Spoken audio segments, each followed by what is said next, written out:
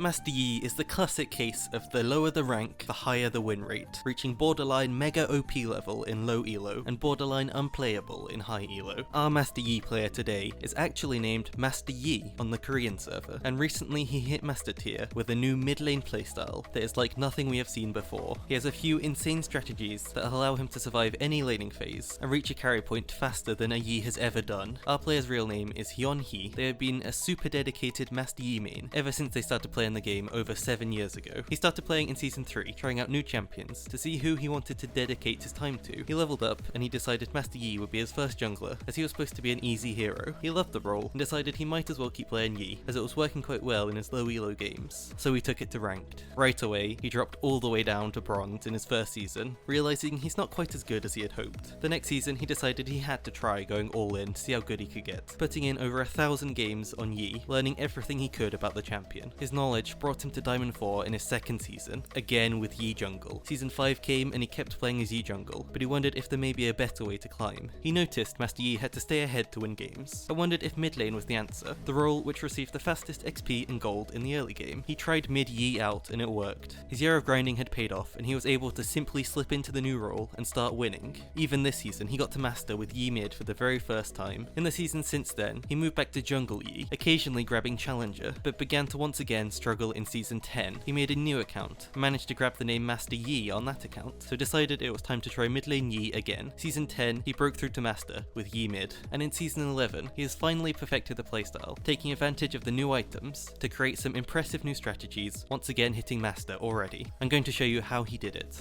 Let's start with laning. Think about Master Yi. He has no mobility to escape ganks, no range to get CS, and no early damage. AFK farming is his favourite thing to do. Surely he is trolling if he isn't playing jungle. All of these are true, but HeonHee has created a few special strategies to solve all of these problems. In lane at level 1, Yi takes Q. In hard matchups, he uses Q on the 3 melee minions to secure the CS. From here, he plays as safe as possible, trying to take no damage early on, while picking up XP and CS where it is free. In easy matchups, you can try and take an all-in at level 1, as this is the only early game power spike Yi has. He actually does surprising amounts of damage in an all-in, and he's playing with Hail of Blades, so it's even better. At level 2, Yi takes his secret weapon, his W, and at level 3 he takes it again, getting a second point in it, not even leveling up his E. This is the first main strategy HeonHee has to make mid lane Yi work. Your W on Yi base heals you for 120 HP each time. This shoots up to 200 with the second point, and the lower HP you are, this healing can increase up to 400 per ability use. This means with this strategy, you have a potential of an extra 2800 HP in laning phase, on top of your 600 base health, and items. And this amount doesn't even include the mana Yi gets when he levels up, which means more health. This is basically a small Pokemon Center in Yi's pocket. He can go in for CS or for a risky trade, then just walk back and get to full health. He can take any amount of poke he wants, walk away, and then come back into the lane close to full health. You might think, yeah, well this would work well against a champion with not much poke. What about a really bad matchup like Lucian mid, who can just keep harassing him with no punishment? Well, HeonHee has a strategy for this too. Early on, he takes absolutely no trades against Lucian. He is happy to sit and absorb any XP he gets, and any CS that gets near his tower. He's going to get very low, there is no avoiding that early, but if he can avoid death in the first 2 levels, he is in the clear. At level 3, his healing really kicks in. Lucian will keep poking, but HeonHee stays strong, playing patient and waiting for a mistake. The pressure here is on Lucian, not on Yi. If Yi does not die in the lane, he will likely win the game. Lucian cannot out-damage him after one item. Lucian has to go for a kill, and HeonHee knows it. If Lucian ever walks up too far, or takes tower aggro, he knows he is dead. Using Master Yi Q to outplay even Korean master players, he avoids the damage, and can even get a solo kill here. There is no way to poke Yi out of lane. If enemies try, they waste their mana and cooldowns. If they don't try, they would be giving you free CS. He fatigues the enemy, and gives them no hope of winning the lane. At level 4, he takes his E, and he continues the playstyle. He can play a bit further up at this point. All he needs to watch out for are ganks. If enemies are not making big mistakes, he is just collecting the wave and building up his advantage. Think of it very much like a Kassadin. He wants to get to level 6 without dying, then get some items and start carrying later on. Master Yi is just like that, except he comes online much sooner. By level 6, in an ideal world, HeonHee has managed to push his way forwards and roam to get a kill, but in a normal game, you should just hope to have no deaths. This means the plan is working. At level 6, this is his key to early game power. He can now base to buy Noon quiver, and he is already power spiking. Now, he tries to play like a second jungler for his team, roaming around the map, going for dives, not just sitting in mid lane. This is very common in high elo Korea for mid laners. Roaming will always be the most effective solo queue style, apparently even on a scaling champion like Yi. His motto for this point is, get fed at all costs. If he can dive for a kill, he always takes it at this point, to get his snowballing started. An early kill or two on Yi is worth way more than any other champion. He wants to be trading these kills, and stealing ones from his team. You are trying to push yourself forwards, and hold others back.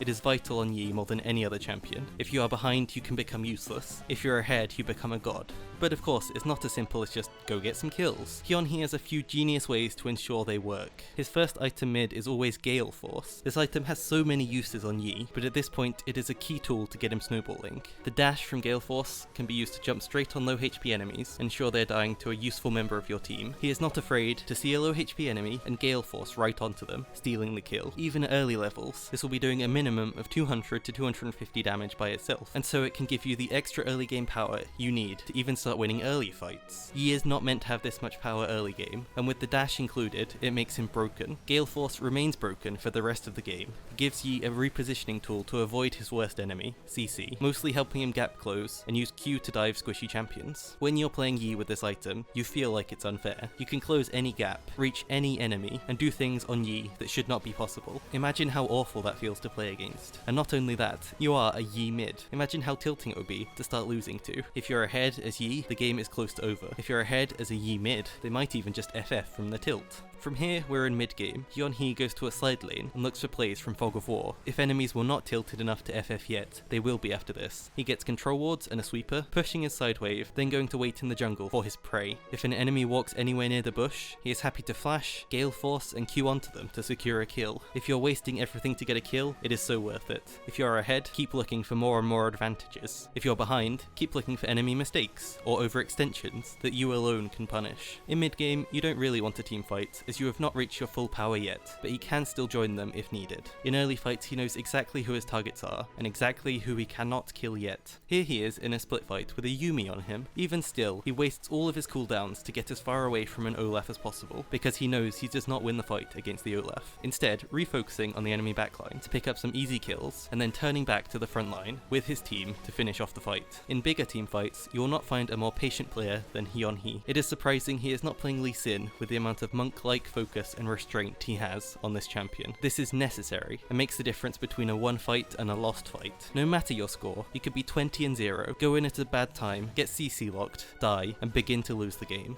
You could also be 0-3 going into a fight, but in both situations, there is a way you leave the fight with a pentakill, and a different way you don't even get to leave the fight because you died before doing anything. HeonHee recommends clearing your mind of all your past games before you start a new one. Immediately in loading screen, he is considering all of the enemy champions and what skills matter to him. If he sees an enemy Nidalee with no CC, he knows there is a free kill and he doesn't need to worry about her. If he sees an enemy Orianna, he knows the shockwave can destroy him in a fight and he takes note. This is different for every champion, but is super important. In fights, once he picks his moment, he Gale Forces forwards, picking his priority target. If he has to Q to gap close, he does. Otherwise, flashing in and starting to auto attack works, using Q instead to dodge any of your chosen counters, for example the Orianna shockwave. This is for sure the actual hardest part of the game to navigate on Yi, so HeonHee has broken it down as simple as possible for you. The best fight you can take is one where you take isolated 1v1s with an enemy, one at a time, or be killing them one by one with your team. You can focus on one threat at a time, killing one first, onto the next, and so on, until the fight ends. This is the way pentakills happen, and you should try to bait enemies into this fight, or commit hard as soon as possible if you see a catch, to ensure that the fight happens like this. If instead, enemies are all grouped up as 5, the fight gets very hard to win. Your only options are waiting for enemies to use their key CC abilities on your team, then trying to go in without using your Q for gap close, as you should be saving it to dodge an ability. From there, HeonHee has Cleanse, so he can set it up to be used on a CC after he uses his Q, trying to burst enemy members as soon as possible, and using the cooldown reduction resets you get from your ultimate after you get a kill. If you're going in first, you're probably doing it wrong. If you're not focusing the enemy AD carry, or any squishy carry they have first, trying to pop them, again you are probably doing it wrong. In some situations where the enemy damage dealers are zoned off, you can focus tanks down first, but Yi is more of a burster with this build,